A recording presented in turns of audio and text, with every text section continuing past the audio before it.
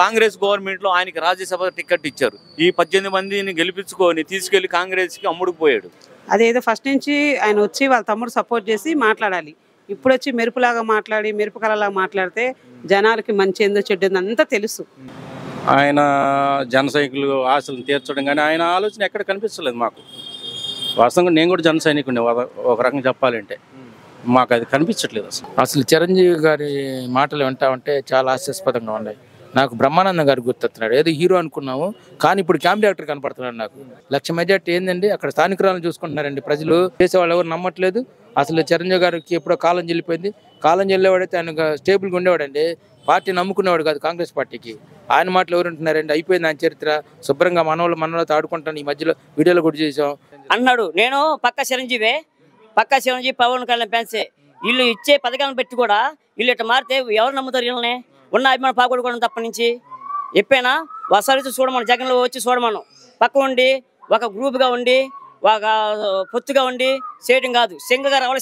ప్రస్తుతం చూస్తున్నట్లయితే చిరంజీవి ఈ రోజు ప్రెస్ మీట్లో ఏమన్నాడంటే పవన్ కళ్యాణ్ విజయం డెఫినెట్లీ వస్తాడు, డెఫినెట్లీ గెలుస్తాడని బలగుద్ది చెప్తున్నాడు. దాని మీద మీ అభిప్రాయం? అదే పవన్ కళ్యాణ్ గాజువాకలో కానీ భీమవరంలో కానీ 2 చోట్ల వేసి ఓడిపోయారు, చిత్తుగా ఓడిపోయారు. ఇప్పుడు మళ్ళా మేము గెలుస్తామని పిఠాపురానికి వచ్చి మేము గెలుస్తామని చెప్పేసి ఆ రోజు ఎలక్షన్ టైంలోనే ఇక్కడికి వచ్చి ఉంటారు. ఎలక్షన్ అయిపోగానే షూటింగ్కి వెళ్తారు, ఇటు డబ్బులు తీసుకుంటారు, అటు సినిమాలు చేస్తూ ఉంటారు. అన్నదమ్ములు అదే పార్టీ అదే పంచాయతీలు చేస్తూ ఉంటారు. ఇక్కడ ఉన్నంత కాలం ఇక్కడ ఉంటారు, ఎలక్షన్ అయిపోగానే వెళ్ళిపోతారు సర్దుకొని. కానీ ఏదైనా ప్రజల కోసం చేసేటట్టయితే, ఓడిపోయినా గెలిచినా ఇక్కడ నుండి సేవ చేసేటట్టయితేనే వాళ్ళు ఉండాలి, ప్రజల కోసం పోరాటం చేయాలి. అంతే తప్పితే ఎలక్షన్ రాగానే ఎడకొస్తారు, డబ్బులు తీసుకుంటారు, ఓట్లు వేయించుకోకుండా వాళ్ళు ప్యాకేజీలు తీసుకుంటారు, వెళ్ళిపోతారు. ప్రజలకైతే సేవ చేయరు. అదే ఈరోజు దగ్గరగా అక్కడ గీతా గారు దగ్గర 15-20 1,50,000 మెజారిటీతో గెలవబోతున్నారు. అదే చిరంజీవి ఈ రోజు ఇన్ని రోజులు ఏమైపోయారు సార్? ఇక్కడ రాలేదంటారా? ఇన్ని రోజులు ప్రజల్లో ఉన్నారంటారా? ఆయన ఓడిపోయినా కానీ ఏ రోజు కూడా ప్రజలకు వచ్చి ఏ రోజు కూడా సేవ చేసింది లేదు. కానీ కాంగ్రెస్ గవర్నమెంట్లో ఆయనకి రాజ్యసభ టికెట్ ఇచ్చారు. ఈ 18 మందిని గెలిపించుకొని తీసుకెళ్లి కాంగ్రెస్కి అమ్ముడుపోయాడు. మళ్ళీ తీసుకొచ్చి ఇప్పుడు మళ్ళీ మా తమ్ముడు గెలుస్తాడని చెప్పేసి పోరాటం ద్వారా ఆయన చేస్తున్నాడే కానీ ప్రజలు చేసే ఉద్దేశం వాళ్ళ అన్నదమ్ములు ఫ్యామిలీ ఎవరికీ లేదు. ఈరోజు మేకప్లు వేసుకొని సినిమాలు చేసుకునే వాళ్ళు కూడా తీసుకొచ్చి అక్కడ ప్రోగ్రాంలు చేపిస్తున్నారు తప్పితే ప్రజలు చేసేవాళ్ళు రోజు వచ్చి చేయొచ్చుగా. చేపల పులుసులు అమ్ముకునే వాళ్ళు కూడా వచ్చి ఇక్కడ చెప్తే ఎట్లాగా? సార్ గతంలో ప్రజారాజ్యంలో చేసినప్పుడు చిరంజీవి గారికి బాగానే క్రేజ్ ఉంది. మరి అదే వ్యక్తి ఈరోజు ఇక్కడికి వచ్చి పవన్ కళ్యాణ్ సపోర్ట్ చేస్తున్నాడు కదా, మరి ఎలా ఉంటుంది అంటారు? ప్రజల ఓటింగ్ ఎవరికి వేస్తారంటారు? ప్రజలు నమ్మే పరిస్థితి లేరండి, ఇంత ముందులా కాదు. ఈరోజు ప్రతిదీ కూడా ప్రజలు ఆలోచిస్తున్నారు, గ్రహిస్తున్నారు. ఈరోజు జగన్మోహన్ రెడ్డి గారు ప్రభుత్వంలో తీసుకున్న పథకాలు ఏ రాష్ట్రంలో కూడా లేదు. మన దేశ చరిత్రలోనే ఇక్కడ మన ప్యాను వైసీపీ గాలి ఇక్కడ బాగా వీస్తుంది. ఏ రాష్ట్రంలో కూడా ఈయన పథకాలు ఇక్కడ ఇచ్చారు జగన్మోహన్ రెడ్డి గారు. కంపల్సరీగా మళ్ళీ సీఎం అవుతారు, కంపల్సరీగా మళ్ళీ గెలుస్తారు. అదే చిరంజీవి అంటున్నాడు కదా, మరి పవన్ కళ్యాణ్ గెలుస్తాడు అని అంటున్నాడు కదా, గట్టిగా చెప్తున్నాడు కదా. అంటే జగన్మోహన్ రెడ్డిని గెలవడు అన్నట్టుగానే కామెంట్ ఉంది. 2 చోట్ల ఓడిపోయాడు. ఇప్పుడు మా తమ్ముడు అని చెప్పేసి వచ్చినా కానీ అక్కడ గెలవలేని పరిస్థితి. చిత్తుగా పవన్ కళ్యాణ్ ఓడిపోతారు కంపల్సరీగా. అదేదో ఫస్ట్ నుంచి ఆయన వచ్చి వాళ్ళ తమ్ముడు సపోర్ట్ చేసి మాట్లాడాలి. ఇప్పుడు వచ్చి మెరుపులాగా మాట్లాడి మెరుపు కళలాగా మాట్లాడితే జనాలకి మంచి ఏందో చెడ్డ అంతా తెలుసు.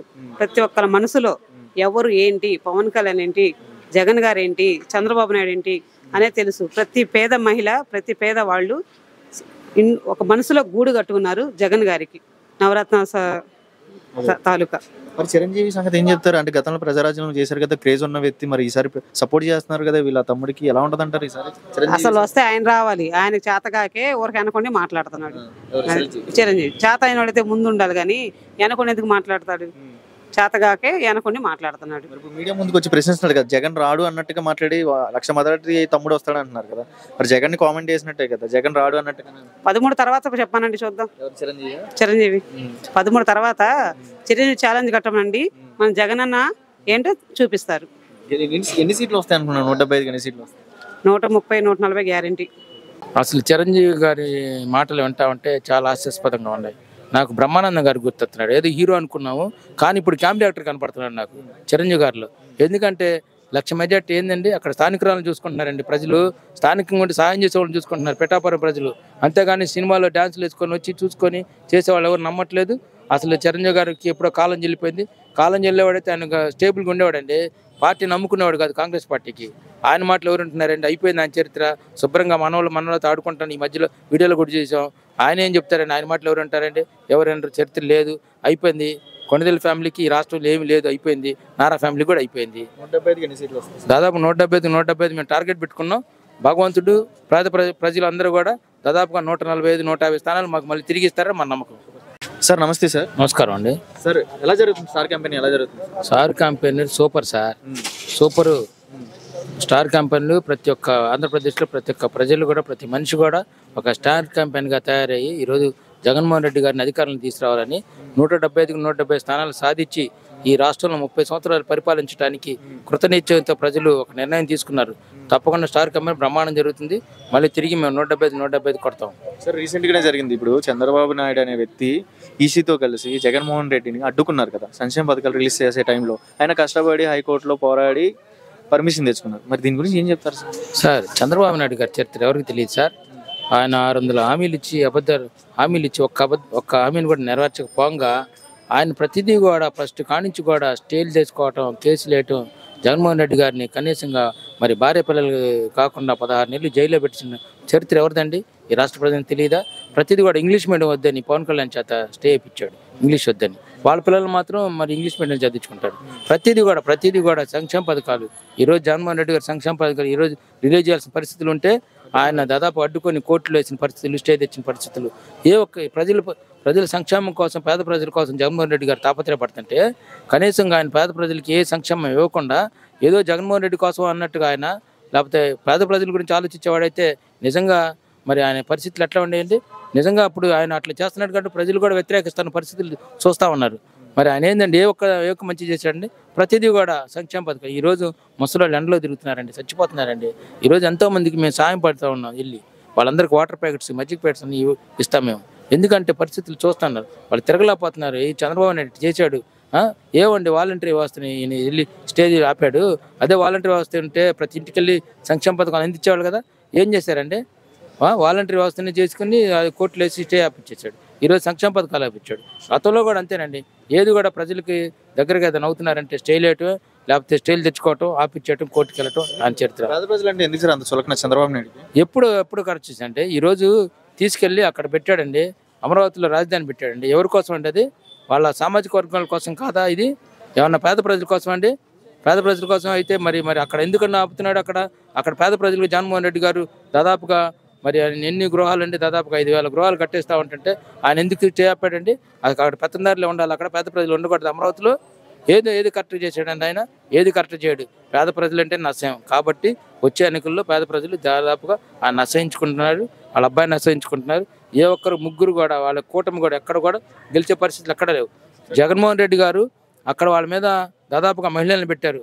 మహిళల శక్తి ఏందో ఈరోజు ఆ నియోజకవర్గం మహిళల శక్తి చూపిస్తారు. తప్పకుండా మహిళల చేతుల్లో వీళ్ళు ముగ్గురు కూడా ఓడిపోతున్నారు. చిరంజీవి ఈరోజు ప్రెస్ మీట్లో పవన్ కళ్యాణ్ 1,00,000 మెజారిటీతో గెలుస్తాడని చెప్తున్నాడు కదా ప్రెస్ మీట్లో. ఎప్పుడు లేని చిరంజీవి ప్రెస్ మీట్ ముందుకు వచ్చి చెప్పినాడు కదా. బాబాయ్ ప్రస్తుతం చూస్తున్నట్లయితే ఈరోజు జగన్మోహన్ రెడ్డి హైకోర్టులో పోరాడి సంక్షేమ పథకాలు రిలీజ్ చేద్దామని పర్మిషన్ తెచ్చుకున్నారు. అదే చంద్రబాబు నాయుడు ఈరోజు ఈసీ వాళ్ళతో కనెక్ట్ అయ్యి అడ్డుపడ్డాడు. దీని మీద మీరు ఏం చెప్తారు? దీని అడ్డుపడ్డారంటే మన జగన్ గారు ప్రతి ఒక్కరు కూడా మేలు చేద్దామని, అమ్మఒడి కానీ ప్రతి ఒక్క అవసరాలు కానీ అది మనది, స్కూల్ అయినా ఈ బడులు అయినా ఏదైనా సరే ప్రతి ఒక్కరికి అండగా ఉన్నామని ఎంతో చేస్తున్నాడు. ఇప్పుడు కానీ ఈ జగన్ కానీ ఇదిగా అయితే రేపు రాబోయే ఎలక్షన్లో చంద్రబాబు వస్తే అందరూ కూడా చేతులు బొచ్చేసుకుని అడుక్కోవడం ఖాయం. మన జగన్ వస్తే ఒక పేదవాడు బతకాలంటే ఓటేస్తే వైసీపీకే ఓటేయాలి. పేదవాడు బతకాలంటే ఇప్పుడు చంద్రబాబు నాయుడు వల్ల ఆయన వచ్చిన వాళ్ళు మా ఊరికేది ఏం లేదు. అక్కడ ఏదైనా సంక్షేమ పథకాలు పెట్టేది ఒక జగన్ అన్నే. మరి ఈరోజు పథకాలు రిలీజ్ చేస్తే చాలా ఆనందంగా ఉండేవారు పేద ప్రజలందరూ. ఈరోజు ఈ టైంలో మరి ఇలా అడ్డుపడడం ఎంతవరకు కరెంట్? మనం చూస్తే వాలంటీర్లు కూడా ఆపారు కదా. దీని మీద మీరు ఏం మాట్లాడుతారు? వాళ్ళు ఏ కాడి చెడగొట్టే ప్రయత్నం చేస్తున్నారు. మనం మంచి చేస్తుంటే వాళ్ళు చెడు చేస్తున్నారు. వాళ్ళకి ఎందుకు చేయాలని ప్రతి ఒక్కదానికి అడ్డు వస్తున్నారు వాళ్ళు. వాళ్ళు కడుపులో మొరం పెట్టుకొని వీళ్ళు పైకి రాకుండా జగన్ ఒక ఆట ఆడటం చూస్తున్నారు. మనం ఓడిపోయేది లేదు. జగన్ అంటే నెంబర్ 1. వైసీపీ అంటే ఒక అడలుగా లాంటిది అనమాట, ఒక సింహం లాంటిది. అంతేగాని వాళ్ళని చూసి మనం భయపడే పని లేదు. పోరాడేది వచ్చేది కూడా వైసీపీయే.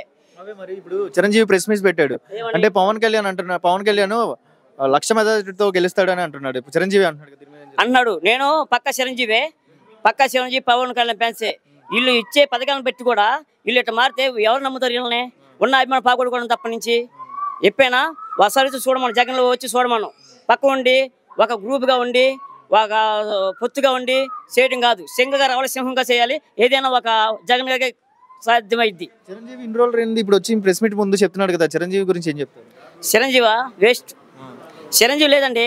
చిరంజీవి అన్నా కూడా ఒకప్పుడు అభిమానం ఉండేది, ఇప్పుడు అభిమానం లేదు. ఒక పేద ప్రజలను కూడా ఆకర్షణించి వద్దు, పథకాలు వద్దు, ఇవన్నీ వద్దు, వాళ్ళలో వీళ్ళు పొత్తు కలిపి మాట్లాడుతుందంటే జగన్ ఇచ్చే అన్ని కూడా అవసరాలు బట్టి మంచి చేసేటప్పుడు అడ్డుపనులు లేదంటే ఇంక ఎందుకు అనవసరం సార్. YCP number 1. ఒక పేదవాడు బతకాలి అంటే, ఒక పేదవాడు పైకి రావాలంటే, చిన్నపిల్లలు స్కూల్కి వెళ్ళి ఇంగ్లీష్ మీడియం చదువుతున్నారంటే 7 రోజులు ఎట్టుంది.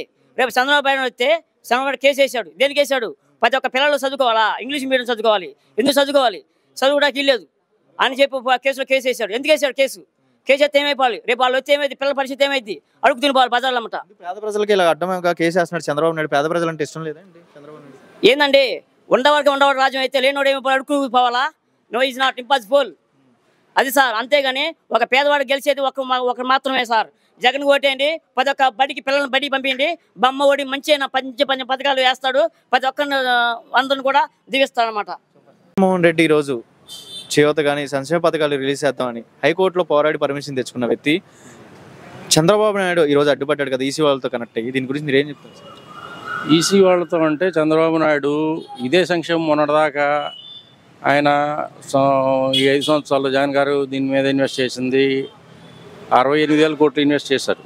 ఇవాళ ఆయన హామీలు ఇస్తుంది 1,48,000 కోట్లకి. మరి ఇదే సంక్షేమం అమలు కాదు, శ్రీలంక అయిపోయింది, ఆఫ్ఘనిస్తాన్ అయిపోయింది. చంద్రబాబు ఇవాళ 1,47,000 దేనికి చేశారు? ఇది తాత్కాలికంగా ఏంటంటే ఈ సంక్షేమం పేరుతోటి ఇంటికి వాలంటీర్ వ్యవస్థగా నిలిచి దీన్ని సంక్షేమ పథకాల గురించి అప్పుడప్పుడు గుర్తు చేస్తాడు నువ్వు సాగుతోటి. దీన్ని ఆపాలనే ఉద్దేశంతో ఈసీ కంప్లైంట్ చేసి దీన్ని ముసలమ్మతక వీళ్ళందరూ అవతాతలను ఇబ్బంది పెడుతున్నాడు తప్ప ఇది వేరే కాదు. అది చాలా ఇబ్బందికరమైన పరిస్థితి. చంద్రబాబు వ్యవహారం అనే ఇబ్బంది. అది మొన్న చూస్తున్నట్టే వాలంటీర్లు అప్పుడు కూడా 60 మంది 40 మంది చనిపోయారు. ఈ టైంలో పేద ప్రజలకు అందరికీ డబ్బులు పడే టైంలో కూడా ఇలా చేతి మీద తినే కూడి తీసేస్తే ఎలా? నాకు కరెక్ట్గా మళ్ళీ ఒకసారి చెప్తుందనా? అదే చంద్రబాబు నాయుడు ఈ టైంలో పేద ప్రజలకు అందరికీ డబ్బులు వేసే టైంలో జగన్మోహన్ రెడ్డి చంద్రబాబు నాయుడు ఈ టైంలో అడ్డుపడి పేద ప్రజలు తినే కూడిని కూడా తీసేస్తున్నాడు కదా. చేస్తాడు. చంద్రబాబు అనే వ్యక్తి గెలిస్తే ఈ సంక్షేమం ఉండదు, ఏముండదు. ఈ సంక్షేమం తీసుకునే ఈ చిన్న చితక ఏదైతే ఈ పేద ప్రజలు ఉందో ఇతను నాకు తెలిసి చంద్రబాబు ఈ పేద ప్రజలు అంటే ఒక శత్రువులుగా చూస్తాడు. అతనికి అంత దాన్ని ఏంటంటే దాన్ని ఇంకేమంటారో చెప్తే జుగుప్సాకరం ఏదో అంటారు కదా, అలాంటివి పేదలంటే అంత చులకన భావం చంద్రబాబు అనేవాడు. మరి అదే చంద్రబాబు నాయుడు ఈ ప్రజలు మరి గెలిపించుకుంటారంటారు ఈసారి? ఇన్ని చేస్తున్నాడు కదా. ఎవరండి గెలిపించుకుని చంద్రబాబుని ఆడ గెలిపిస్తారండి? అది కూడా ఇది మాత్రం ఉందంటే పవన్ కళ్యాణ్ గారి మూలనే. పవన్ కళ్యాణ్ అన్నయ్య గారికి చేసినట్టు చేసేవాళ్ళు. ఆయన ఇంటర్నల్గా ఉండి చేసేవాళ్ళు జన సైనికులు. వాస్తవం ఇది మాత్రం ఎవరు కాదని. ఆయన ఇంటర్నల్గా లేకుండా ఆయన జగన్ గారి మీద ఏదో మనసులో పెట్టుకుని ఆయన దింపాలనే ఒక ఉద్దేశం తప్ప ఆయన గెలవాలి, ఆయన నమ్ముకున్న సామాజిక వర్గం కావచ్చు, ఆయన జన సైనికులు ఆశలను తీర్చడం కానీ ఆయన ఆలోచన ఎక్కడ కనిపించలేదు మాకు. వాస్తవంగా నేను కూడా జన సైనికుడిని ఒక రకంగా చెప్పాలంటే. మాకు అది కనిపించట్లేదు అసలు అక్కడ. సో దీనివల్ల చంద్రబాబు నాయుడు పేద ప్రజలకి వెన్నుముక్కగా ఉండడు అని మీరు గట్టిగా చెప్పారు. పేద ప్రజలు అంటే ఆయన పేద ప్రజలకంటే ఆయనకు పగండి. దీని మించి లాస్ట్ మాట నేను చెప్పాల్సింది అది ఒక్కటే.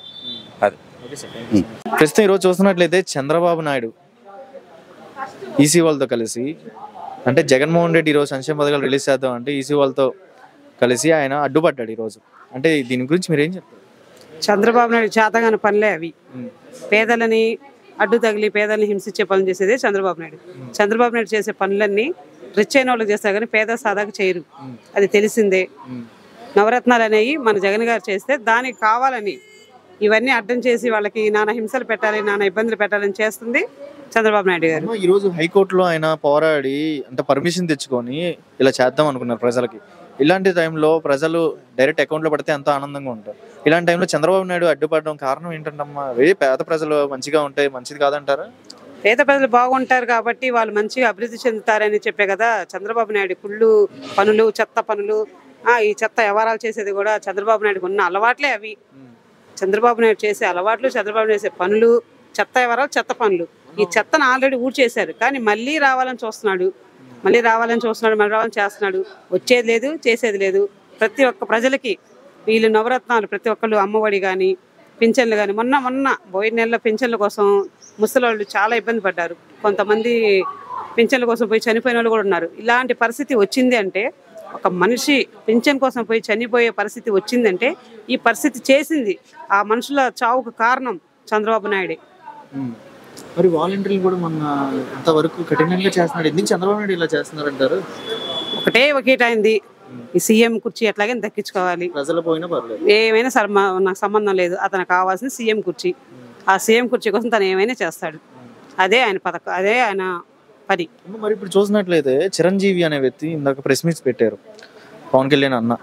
ఆ ప్రెస్ మీట్లో ఏమన్నారంటే పవన్ కళ్యాణ్ గెలవడం ఖాయం అని గట్టిగా చెప్తున్నాడు. మెజారిటీ సూపర్గా వస్తుంది అని అంటున్నాడు. 1,00,000 మెజారిటీ వస్తుంది అని అన్నట్టుగా మాట్లాడుతున్నారు. దీని మీద మీరు ఏం చెప్తారు? చిరంజీవి ఇప్పుడు అనేది ఈ రోజు మీడియా ముందుకు వచ్చి చెప్పారు కదా. భువనేశ్వర్ బాయ్ అండి. ఓకే, ఈసారి అంటే కొన్ని గంటల్లోనే ఎలక్షన్ అనేది స్టార్ట్ అవుతుంది కదా, ఎలా అనిపిస్తుంది? ఈసారి ఎవరు వస్తారంటే? జగన్ అనుకుంటున్నాను సార్ ప్రెసెంట్ అయితే. మరి ఈసారి అవకాశం ఎవరికి ఇద్దాం అనుకుంటున్నారు? మీ విలువైన ఓటు, స్టార్టింగ్ ఓటు ఎవరికి ఇద్దాం? జగన్ కే సార్. ఇంకా ఫ్యూ అవర్స్ లో ఎలక్షన్ అనేది స్టార్ట్ అవుతుంది కదా, ఈసారి ఎవరు వస్తే బాగుంటుంది అనుకుంటున్నారు? జగన్ గారు వస్తే బాగుండిద్ది అనుకుంటున్నాం. అదే చంద్రబాబు నాయుడు వీళ్ళందరూ ముగ్గురు ఉన్నారు కదా, వీళ్ళు కూడా మంచి చేస్తా ఉంటున్నారు కదా. జగన్మోహన్ గారు అంటే ఇప్పుడు చదువుకున్న పిల్లలకి ఏంటంటే కొత్త ఉద్యోగాల కోసం నిరుద్యోగులు ఉన్నారు, చదువుకొని ఉద్యోగాలు లేక బాధపడే వాళ్ళకు కూడా ఎంతో మందికి ఉద్యోగ అవకాశాలు కల్పించారు.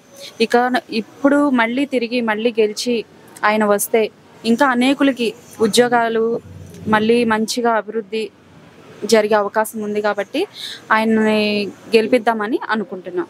ఆయన గెలవాలి. మరి ఇప్పుడు చూస్తున్నట్లయితే జగన్ గారి మీద నమ్మకం ఉంది. 5 సంవత్సరాల డెవలప్మెంట్ జరిగిందమ్మా ఇక్కడ? డెవలప్మెంట్ జరిగింది మంచిగానే, మీకు అన్ని జరిగింది. ప్రస్తుతం గుంటూరు పార్లమెంట్ మీ ఎంపీ ఎవరమ్మా ఇక్కడ? కిలారి రోసయ్య గారు. ఆయన తెలుసమ్మా వ్యక్తిగతంగా ఎలా ఉంటారమ్మా, ప్రజలతో ఎలా ఉంటారు? చాలా బాగుంటారండి, అన్ని బాగా చేస్తారు. లేని వాళ్ళకి కానీ అందరికీ కూడా బాగా హెల్ప్ చేస్తారు. మరి ఆయన పొన్నూరులో చేశారు కదా ఎమ్మెల్యేగా, ఇక్కడ ఎంపీగా చేస్తున్నారు గుంటూరు పార్లమెంట్ కి. ఎలా అనిపిస్తుంది మీకు? ఆయన ఎంపీగా చేస్తున్నారు కదా, సపోర్ట్ చేస్తారని నమ్మకం ఉందా? ఖచ్చితంగా సార్.